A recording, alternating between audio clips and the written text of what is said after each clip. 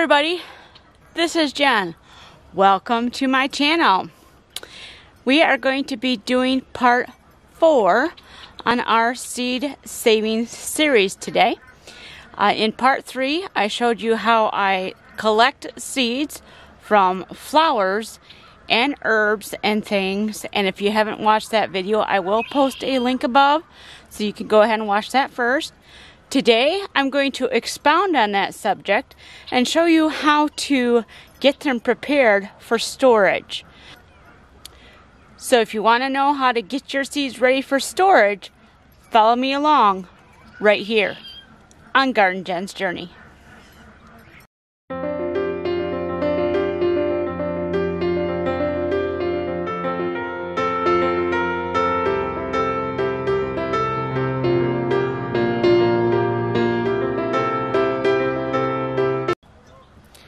So today, we finally got our first official frost of the season, and I'm standing in my lima bean tunnel, which is looking pretty good after the first frost.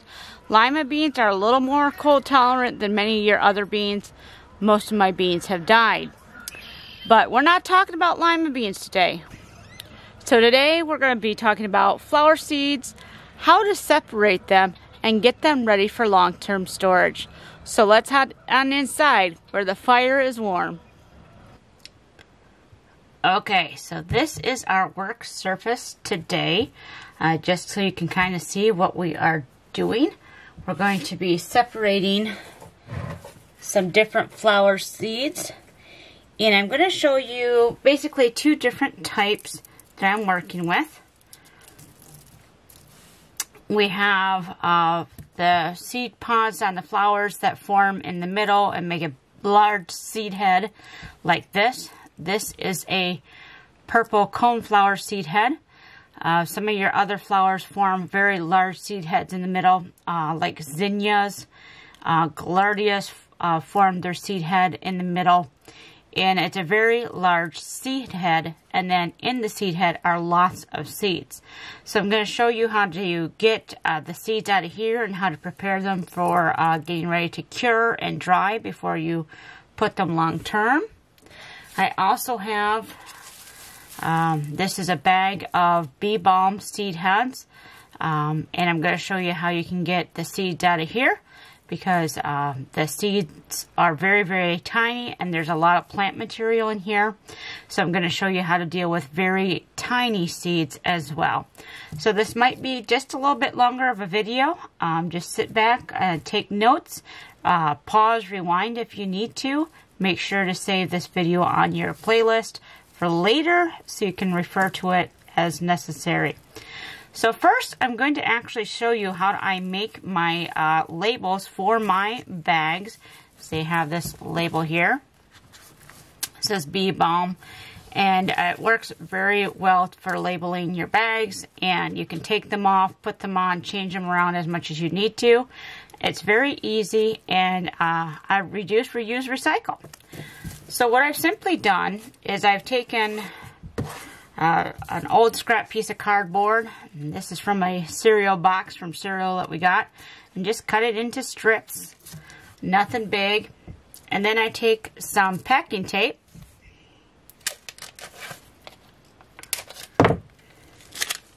get these seeds out of the way here, and this is kind of just an interesting way to laminate. You just take your packing tape and you fold it back over, or you put another piece on top, which I'm going to have to do.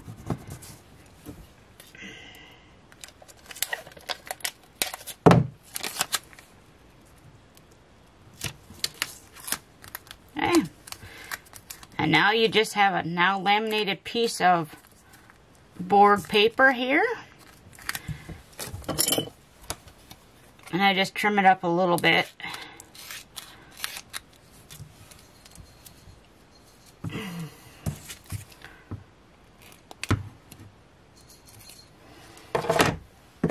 And I use a hole punch.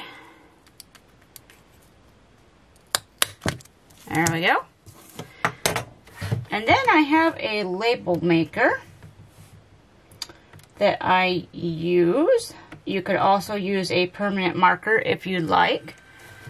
I'm going to get a label printed out here.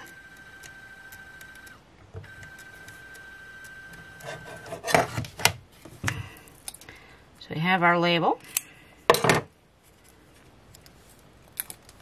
And like I said, you can use permanent marker if you want, if that works for you. I don't have good handwriting, so I use my label maker. So there, we now have a label. It's really easy to put it on your bags. I just put it through the hole,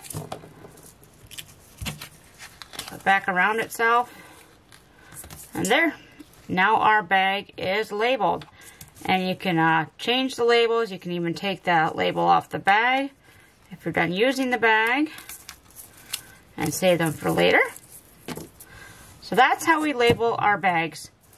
And again, I use 5x7 organza bags. These are gift bags that you usually find for giving away trinkets and things at baby showers, weddings, yada, yada, yada. But they come in very handy for seed storage and curing. Because they're very finely woven, and so they hold even the tiniest seeds, I find, but they allow air circulation so your seeds will cure in these bags. And I let them sit in the bags for at least a month hung up, and I'll show you that towards the end of the video, how I store my seeds for curing. And then once I am ready to put them in long-term storage, I take them out of these bags and I put them in these bags. And these are basically your craft bags, your jewelry bags that you pick up at your local big box store or craft store.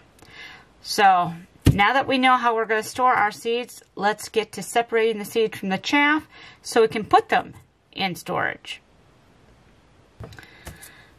Alright, so again we're working with our purple coneflower seed head here. And I'm just going to do one seed head here because you're going to get the idea. Now, these spiky things, and you'll see this on a lot of your seed heads, these spiky outer pieces are not the seed. They are what protects the seed inside from being eaten by predators. So, but you'll see as we start pulling this apart, these are the seeds here.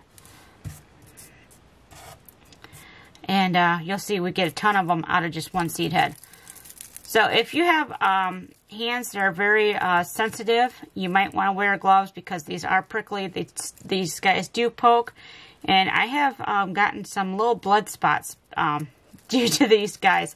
So if you have sensitive hands, go ahead and use your gardening gloves or whatever to protect your hands. Sometimes it's hard to get this going, but once you get it going, you just pull a spot in here. And if these have dried long enough, they fall apart really easy.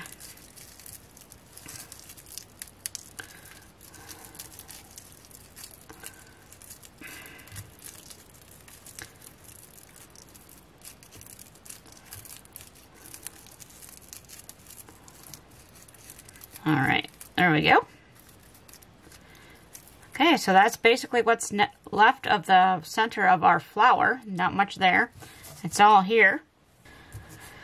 Now, the next thing that we want to do is we want to clean our seeds. Some people will say you don't have to clean them. Leave them just like this. It's fine.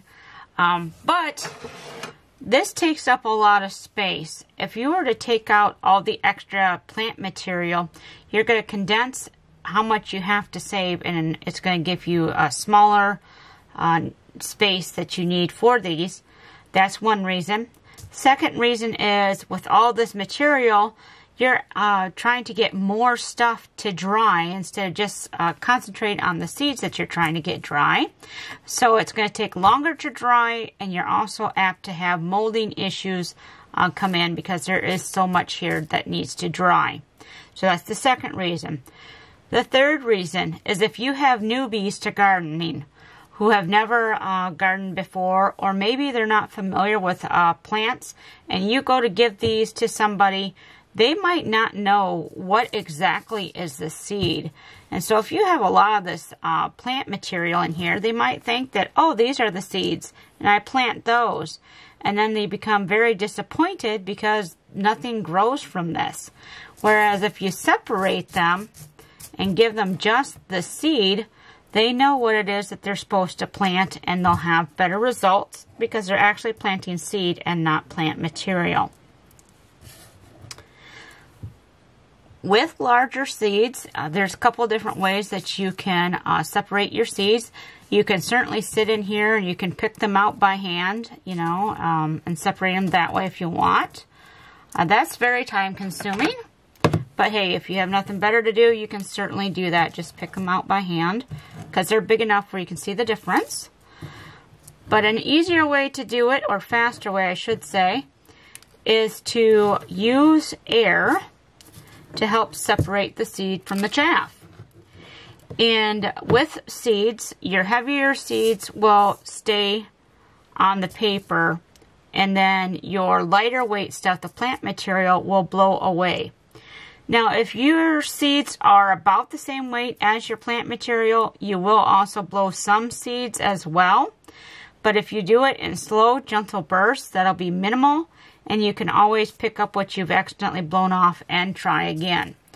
I'm going to use my hand and take some of these bigger pieces off here that are clumped together that I can see. And then I'm going to start blowing over this paper and separating some of this other plant material off here.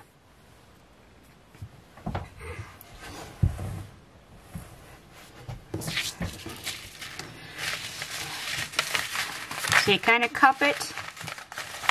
That way your heavy stuff falls towards the middle, and you just blow gently and in small bursts so you don't lose all your seeds.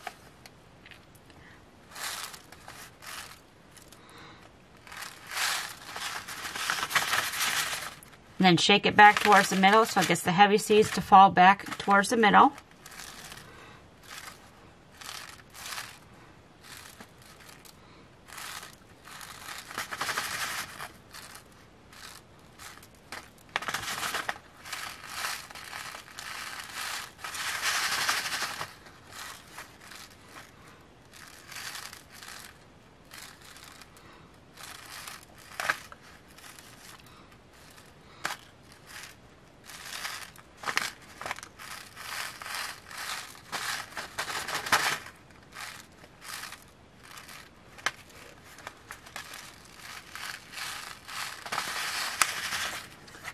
When you first start out, you're basically getting the chaff to separate from the seeds, and then after it's separated, it more easily blows off. So that's why it seems like you're repeating the procedure, because you have to first get them to separate, and then they'll blow apart.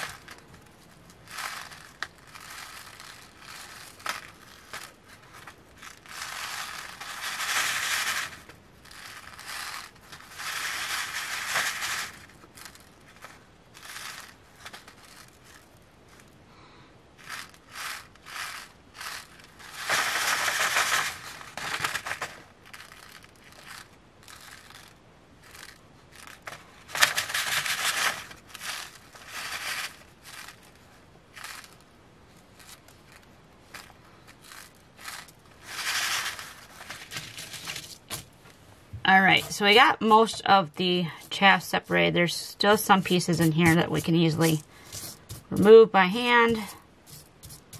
And it doesn't have to be perfect. The idea is to get most of it out of here. Now, if you were doing this to, like if you were a seed saver for a seed selling company, they would expect you to get this pretty clean. Alright, so there we got most of our seeds separated. And we're going to simply take this and put it in our bag. I already have one here. Get started.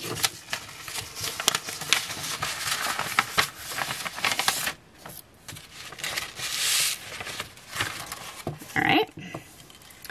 And then we're going to clean up our mess here.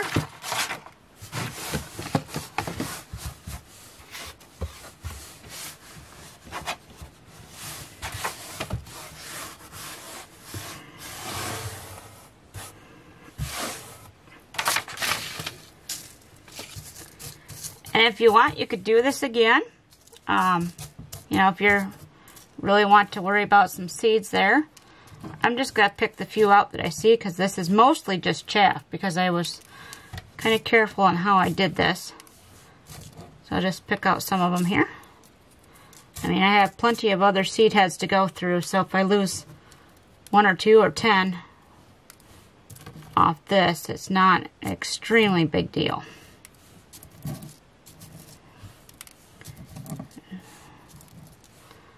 Alright, so that's pretty good. So that's how you do it for zinnias, coneflowers, gaillardias, things like that that have a big seed head and the seeds are bigger. Now I'm going to show you how to do it for little tiny seeds. Okay, so these are some must-haves for seed saving. I keep this with my seed saving stuff all the time. And then this I borrow from my kitchen, because it's a big container that I use for a lot of different things. But these are sieves, of course, and it really helps with your tiny seeds to be able to separate them from your plant material, and then you can use the blowing technique to separate them even further. So I'm going to show you how I do that with my bee balm. One thing I like to do with these types of seeds, or like if you get petunias or snapdragons that have little seed pods on them, is I will borrow something else from the kitchen. I will borrow my rolling pin, and I will roll over top of these seed heads just to crush them, and it helps them release the seeds better. So you don't have to go through and squish each one with your hand.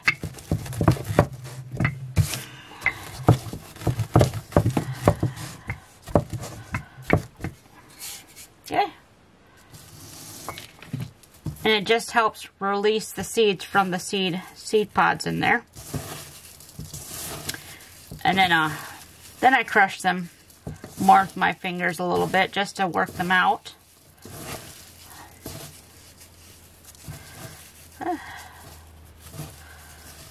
Alright.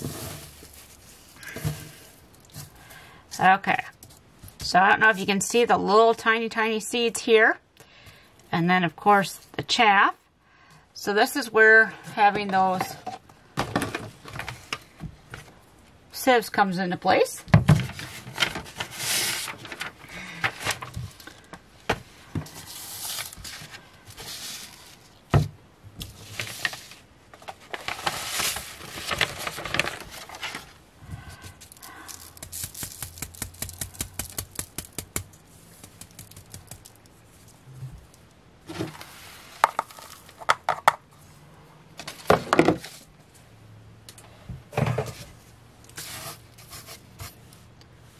Alright, now you can see all the seeds in here, and there is some chaff. So now I'm going to use my other fine mesh sieve and do it one more time.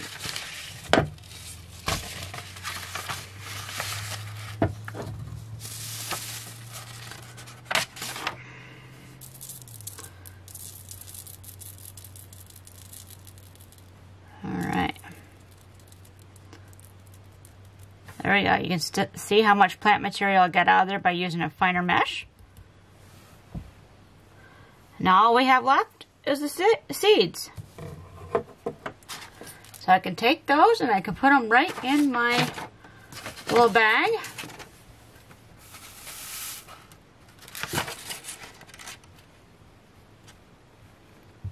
Alright. Now they are safely in this organza bag, and again, it's tightly woven enough where these seeds won't fall through it, but they'll be able to cure and dry. And I hang this up for about a month in my seed storage area to cure, and then I will put them away in those craft bags so they stay nice and dry, and that's all there is to it. As promised, I was showing you where I store my seeds. Let me turn off the fan so you can hear me better. Alright, so I simply have my seeds in those organza bags, and I have them grouped by a couple bags at a time depending on what seeds are in here, so they still get plenty of air circulation. And I hang them by carabiners on my racks here that are already here for soap, and I have my seeds down below. I also have my bean seeds that you might have seen that I use flats. So I have bead pods drying, some corn drying, and I'll show you this corn in another video. But this is how I have my seeds drying in here. I have this fan blowing on them 24/7 just to help make sure that there's adequate air circulation in here and that these dry out, because again, we're trying to preserve our seeds, and if there's undue moisture in them, they will rot. So, and I also have these seeds mostly in the dark. I mean, we do have a window right here that lets in some light, but the cooler and darker you can keep your seeds, the longer that they will preserve. So I hope that you enjoyed watching this seed saving video on how to get those seeds ready for long-term storage. If you like this video, make sure you give it a thumbs up. If you had any questions or comments, make sure you leave them below. That way, if other people have those same questions, they can see the answers. Thank you for being with me on this journey. If you haven't already, make sure to hit the subscribe button. I'd love to have you along. And as always, I hope that wherever you are, you're wonderfully blessed. So until next time, everybody, bye-bye.